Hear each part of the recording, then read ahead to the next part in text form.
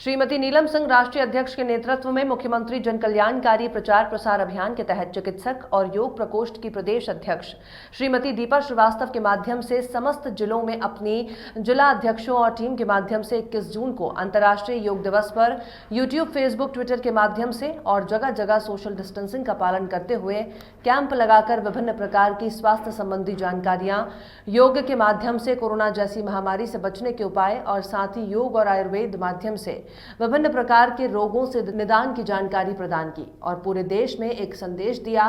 योग और आयुर्वेद के माध्यम से लोग पूर्णतः निरोग रह सकते हैं, इसलिए योग करें, निरोग रहें। नमस्कार, मैं दीपा श्रीवास्तव आज आपके आगे जल नीति, सूत्र नीति, रबर नीति इन सब के विषय में बताऊंगी और डेमोन्स्ट्रेशन के लिए जल नीति और रबर नीति करके दिखाऊंगी। जल नीति क्यों की जाती है इसके विषय में बताएंगे आपको। जल नीति करने के लाभ बताते हैं पहले आपको। जल नीति करने से आपकी नेत्र ज्योति बढ़ती है, साइनस की प्रॉब्लम दूर होती है। इसको करने से आपके नासिकारण जो है वो क्लियर होते हैं और इसको करने से जिनको सर्दी जुकाम खांसी जल्दी होता है वो नहीं होता है, सर्दी की समस्या समाप्त होती है। कफ की समस्या जिनको बहुत ज़्यादा होती है वो इसमें लाभ होता है, वो उससे ठीक होती है। और आपको इसकी जानकारी के लिए और बताएं कि इस समय माननीय प्रधानमंत्री जी ने कोरोना वायरस के जो फैला हुआ है इसके उसमें बताया हुआ है कि ज़्यादा से ज़्यादा अपने चेहरे को और मुंह को ढक के रखें, मास्क लगा के रखें। तो इसका कारण ये है कि कोरोना वायरस जो है ये हमारे नासिका और मुंह से ही हमारे शरीर में प्रवेश करता है और जिससे कि हम इस रोग से ग्रसित होते हैं। तो इसको प्रिकॉशन के लिए जल नीति और सूत्र नीति दोनों ही बहुत ही अधिक लाभदायक है। इसको करने से आपके कंधे से ऊपर जितने भी रोग होते हैं आपके मस्तक तक में, इससे याददाश्त भी तेज होती है करने से। तो आपको हम इधर दिखाते हैं आपको जल नीति करके। जल नीति करने के लिए एक टोटीदार पात्र जो होता है ये लेते हैं, लोटा होता है।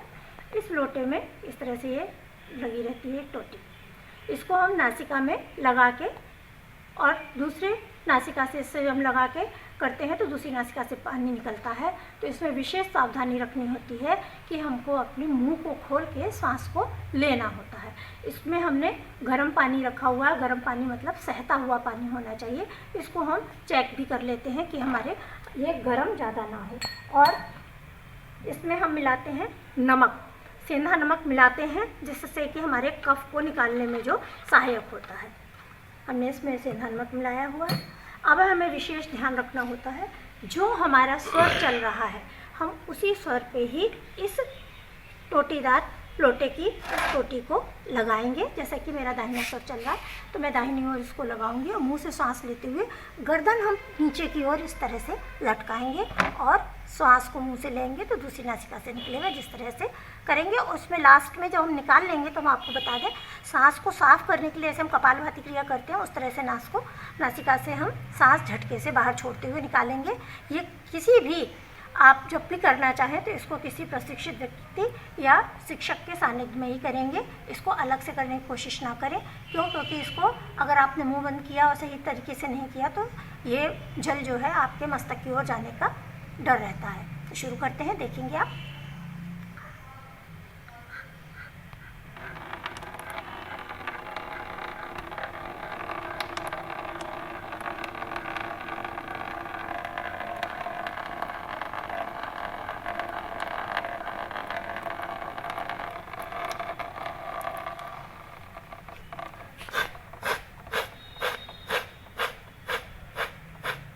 अब इसी को हम दूसरी तरफ से करेंगे।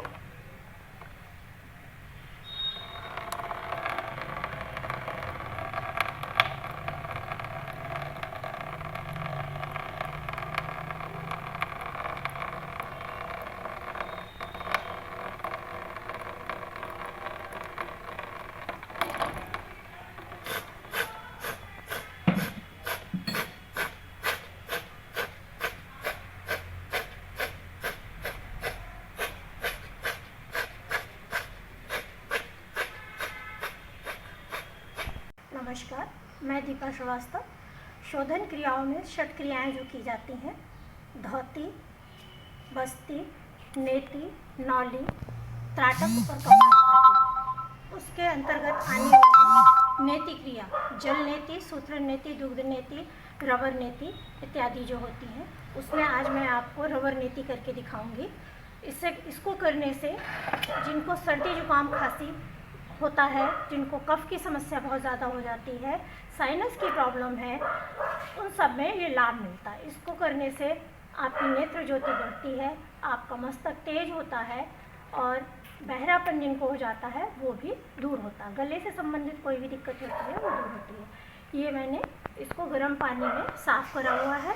ये है रबर नेति। रबर नेति ये जो है लगभग 9 इंच की लंबी होती है और इसको एक नासिका से डाल के मुँह से निकाला जाता है। तो इसमें विशेष ध्यान रखना होता है कि आपके नाखून जो है वो ना बढ़े हुए हो। दूसरा, इसको क्योंकि ये जटिल क्रिया है तो किसी भी प्रशिक्षित शिक्षक के ही मार्गदर्शन में इसको करने का प्रयास करना चाहिए।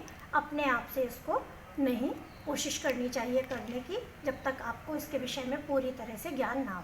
तो मैं इस क्रिया को करके दिखाती हूँ। इसमें आप शुरू करेंगे। जो हमारा नासिका रंध्र चल रहा है हम उससे ही इसको पहले डालेंगे। जैसे कि मेरा दाहिना चल रहा तो मैं दाहिने से ही डालना शुरू।